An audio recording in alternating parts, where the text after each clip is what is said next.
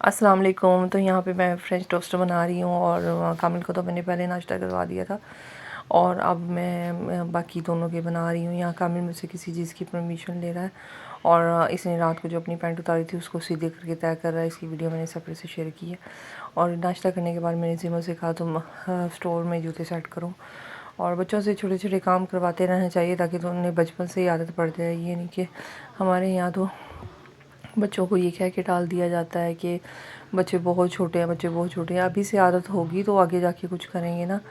تو یہاں پہ اس نے اسٹینڈ پہلے باہر نکالا، میں نے اسٹینڈ جھاڑو دے دی اسٹور میں اور پھر اس کے بعد اس نے باقی جوتیوں کو بھی نکال لیا۔ اب یہ باری باری اسٹیپ بائی اسٹیپ سارے جوتوں کو سیٹ کریں گے۔ سب سے نیچے والے پورشن میں اس نے اپنے اور اپنی سسٹر کے، اپنے بھائی کے جوتے رکھے اور سب سے ٹاپ پہ اس نے اپنے بابا کے جوتے سیٹ کیے اور اس طرح سے یعنی باری باری اس نے رکھ دیا۔ جو جن جوتوں کی ہمیں ضرورت نہیں تھی ان کو ہم نے پھینک دیا۔ اسی طرح گھر میں رش ہوا رہتا ہے اور پھر رکھنے کی جگہ ہی نہیں ہوتی تو ساتھ ساتھ باقی چیزیں نکال دینی چاہیے۔ یہاں میں نے اسٹور کی جھاڑو دے لی ہے تاکہ اس جگہ پہ ہم اسٹینڈ کو رکھ لیں اور اسٹینڈ میں یعنی اچھی طرح سے جگہ بن جائے۔ بہت زیادہ کھلارا ہو گیا تھا۔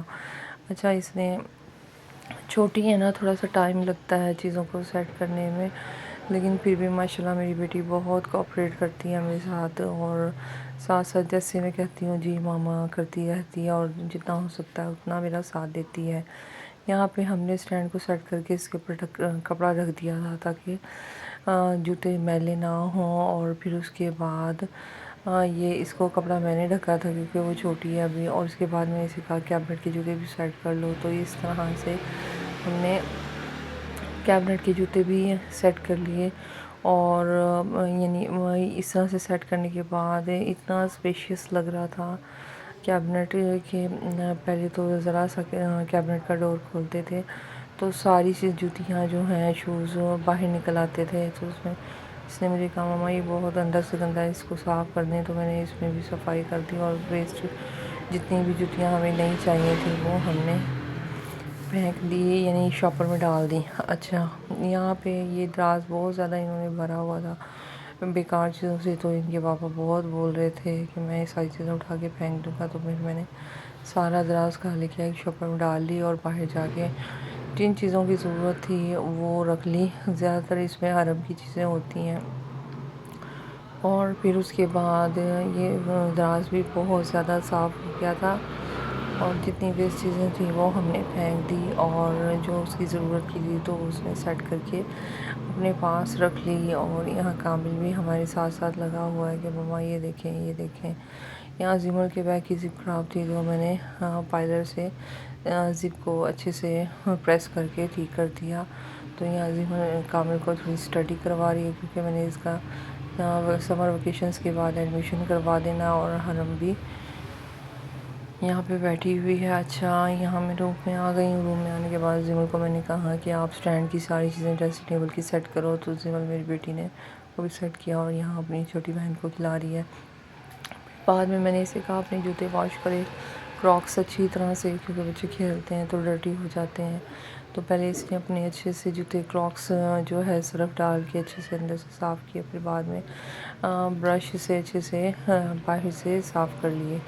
اچھا یہاں پہ کیا کہتے ہیں اس کو، یہاں پہ پہلے زیمل کر چکی تھی، یہ حرم کر رہی ہے اور میں دونوں بیٹیوں سے کچھ نہ کچھ کرواتی رہتی ہوں، کم از کم انہیں اپنا کام کرنے کی تو عادت ہو نا۔ تو یعنی اگر میری طبیعت خراب ہو جاتی ہے تو چلو اپنا تو گزارا کر سکتے ہیں چھوٹے چھوٹے کام کر کے۔